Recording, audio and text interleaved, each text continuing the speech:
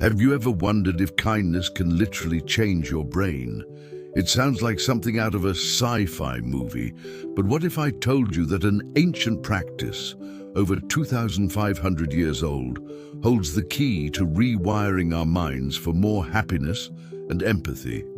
Stick around, because we're diving into the incredible science behind Buddhist compassion and how it can heal us from the inside out. Thousands of years ago, the Buddha taught about metta, or loving kindness. It's a simple yet profound practice of wishing well for yourself and for all living beings.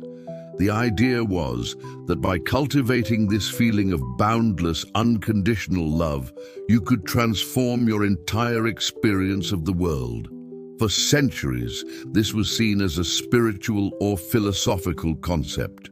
But now, modern science is catching up, and what it's finding is absolutely mind-blowing.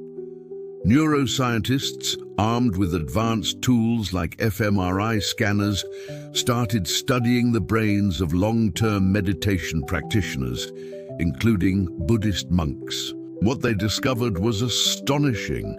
These individuals showed significantly increased activity in brain regions associated with positive emotions and empathy, like the left prefrontal cortex and the insula.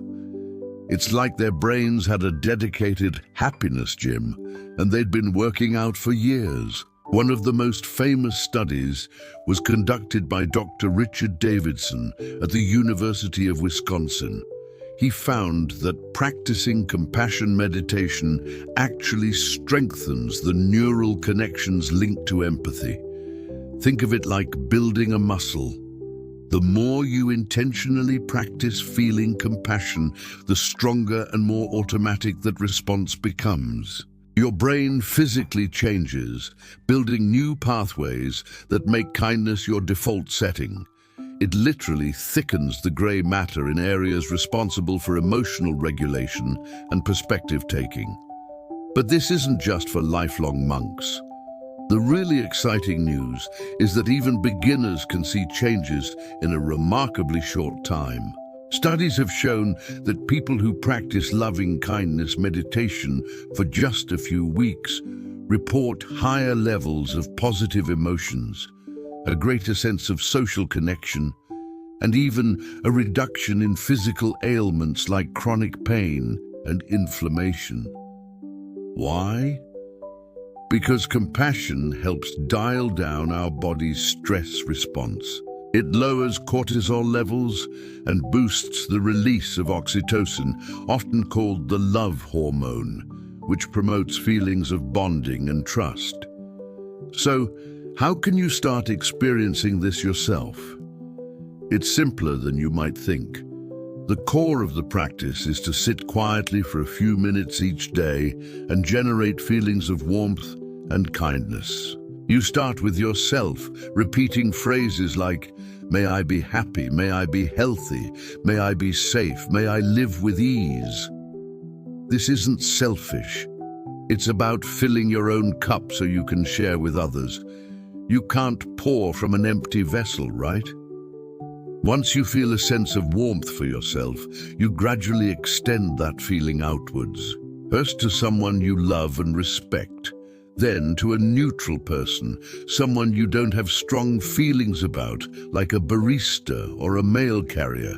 Then comes the challenging part, extending that same compassion to someone you have difficulty with. Finally, you expand it to all living beings everywhere, without exception. This practice isn't about forcing an emotion, it's about gently setting an intention. The intention itself begins the process of rewiring your brain. What the Buddha taught through ancient wisdom, science is now confirming with hard data. The practice of compassion is not just a nice idea, it's a powerful tool for mental and physical well-being. It reshapes our brains, reduces stress, and connects us more deeply to one another.